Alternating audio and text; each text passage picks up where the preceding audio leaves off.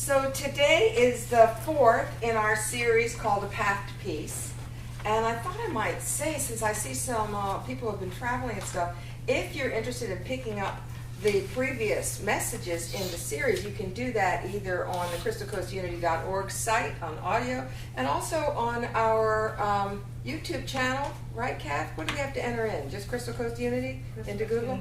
Yeah, and you'll get a video of it. So just so you know that.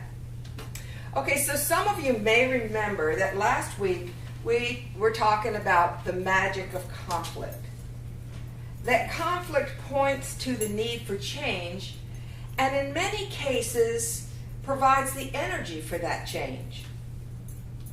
In relationship conflict, and all conflicts are really relationship conflicts, the most beautiful and enduring gift is a change of heart. In one or both parties, or just inside of me. Now, I'm not talking about a change in strategy. I'm not just talking about a change of mind, as in I see things differently now, but a change of heart. And that idea has been with me the entire week. And so I guess we're supposed to dig a little deeper into that one. So, if you want peace, the Buddha said, speak and act with a pure heart. A pure heart is one that truly wants only the highest good for everyone and does not need to claim it knows what that is. It is open for intuition, that mysterious, powerful inner knowing that I can only describe as a download from the universe. A pure heart is love with no strings attached. It doesn't even recognize the concept of winners and losers, nor does it crave control. A pure heart is humble and wise because its true and only desire is to align with divine mind so that the work and the power of God can work things out, can work wonders in all those situations that we deal with. In other words, the pure heart knows how to let go and let God. Now, I've noticed that a change of heart tends to happen spontaneously in the midst of a challenging situation. Surely all our spiritual study and healing work and meditation have laid the groundwork. But experiential change, it seems to me, often arises from a split-second decision. And this is how it came about for Glenda Green, as recounted in her lovely book, Love Without End. It happened a short time after she moved to New York City to study art. One day, her new next-door neighbor meets her in the hallway and asks politely, "How are you doing?" "Actually," Glenda replied, "I'm lonely today. I miss my husband and family in Texas." Important decision number one. Tell the truth to a stranger. The neighbor nods empathetically and says with a smile, "Maybe you ought to get a puppy for company." "Wow, that's a great idea," Glenda replies.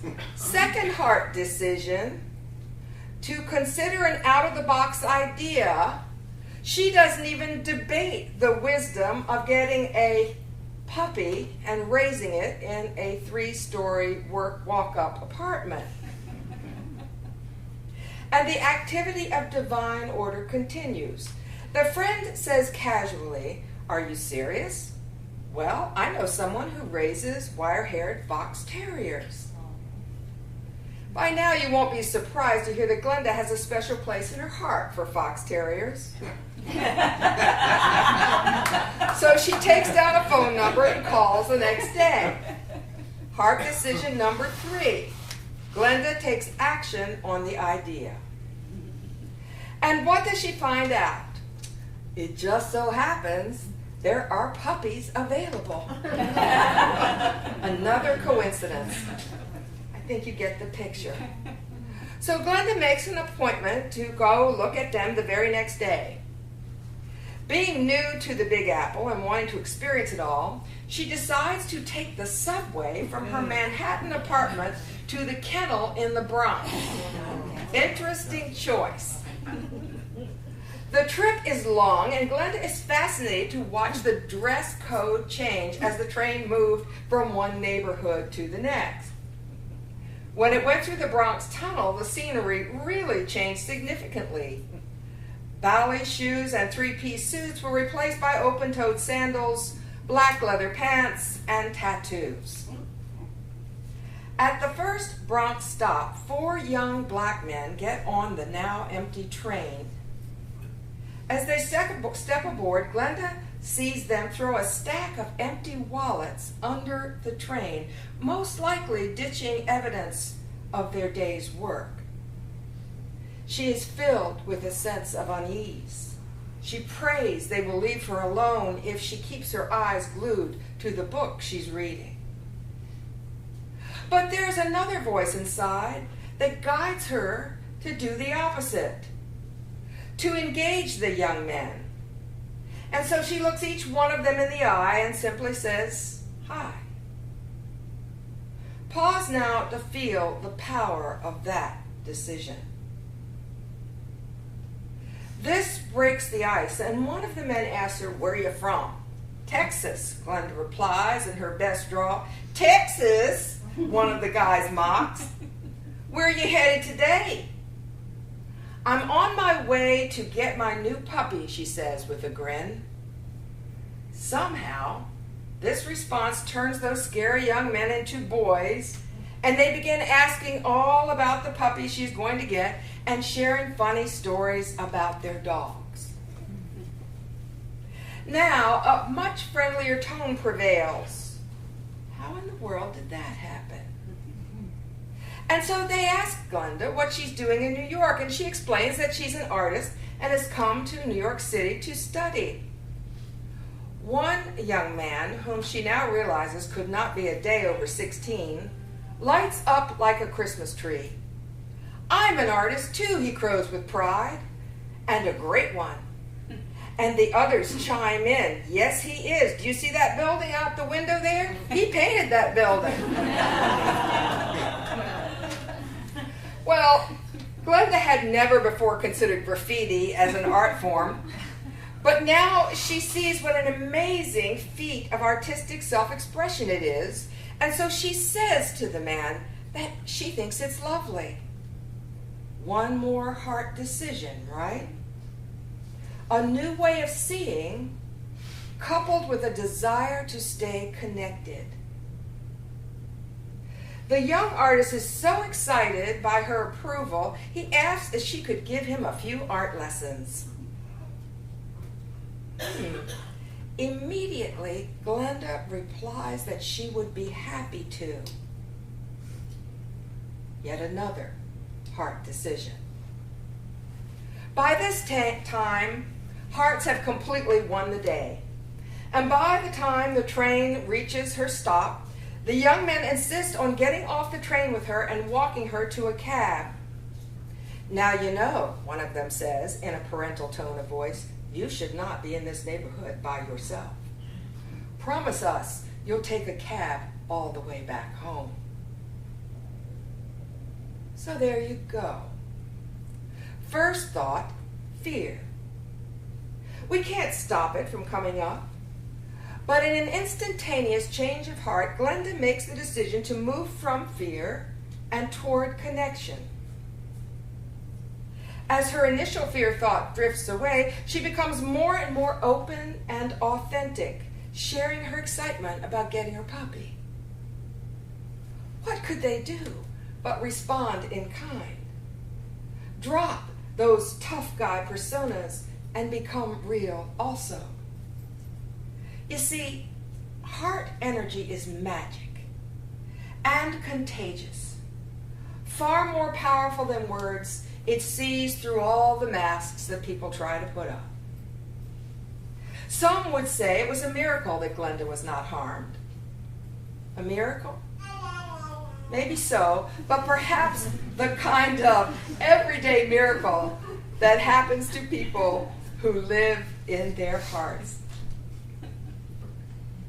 Another miracle in the back right there.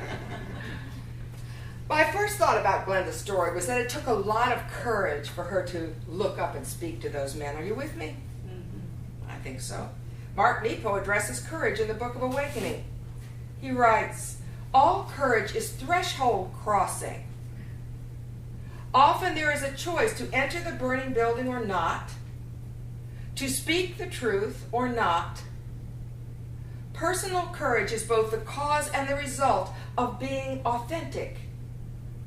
It is available to all, and its reward, far more than the respect that we all crave, is the opening to joy." Oh yes, but where does personal courage come from? I don't always have it. Do you? You do you? Wow, cool. Well, anyway, I'm thinking that maybe it arises out of the activity of grace.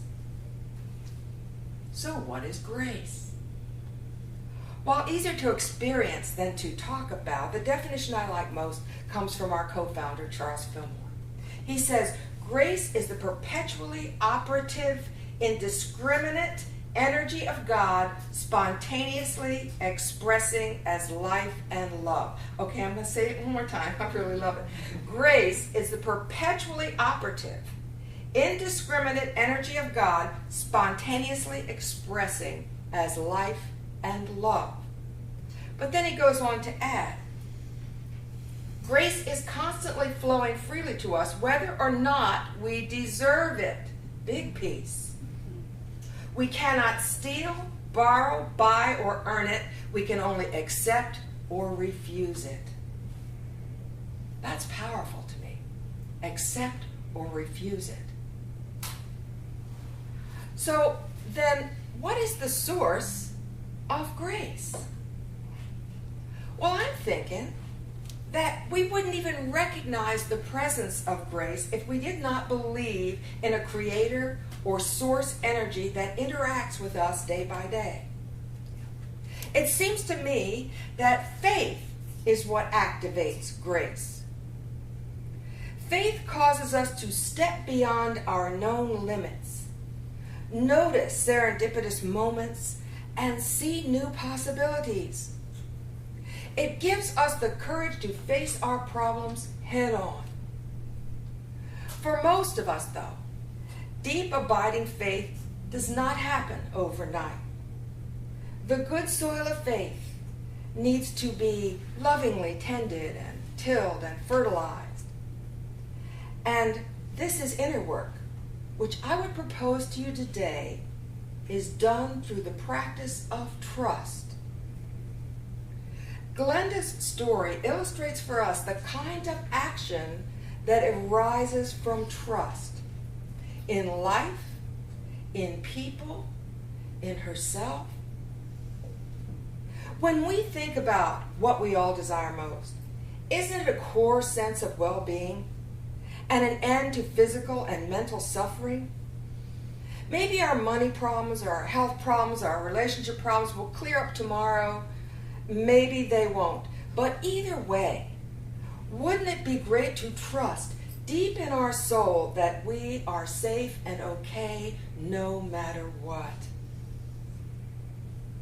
I know it's not easy to release the habit of thinking our way into solutions or insisting on the outcomes we prefer.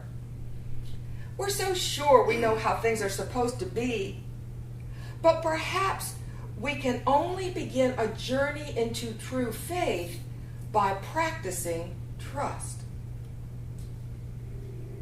I also know that trust has a kind of bad name these days.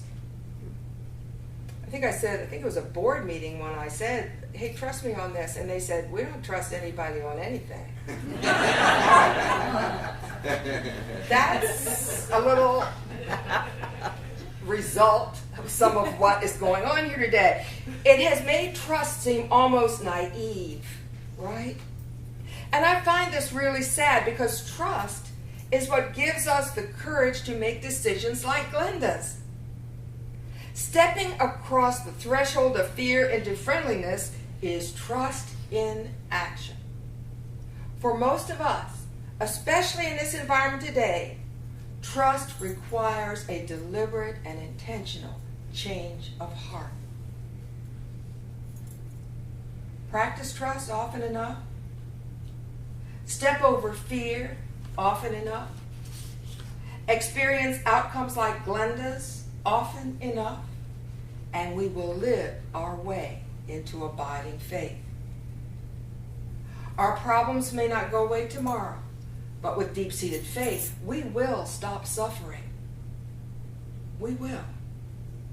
Sure, pain is part of the human experience for everyone, but suffering, that part where we cling to the pain, where we reignite it over and over again with our thoughts, that is suffering, and that can end the moment we make a decision for faith. I remember it was like yesterday, the moment my teacher, EJ, feeling impatient with all my questions, looked me in the eye and said, "Look, here's how it works. Either you believe the universe is benevolent or you don't." This was a mind and heart changing moment. I had never before thought of faith as a choice. I thought it was something you either had or you didn't. This new realization changed everything. It meant, for me, relief from my mind chatter. It meant I could stop doubting myself and other people. It meant I could stop arguing and challenging everything. I could simply say yes to the radical idea that life is for me. And the people in my life are angels come to bring me a message and a gift. I could stop working so hard and relax my relentless vigilance, let go and trust that if I needed to see or know something other than what I could see and know at this moment, it would be clear as day. It would be standing right in front of me. Wow.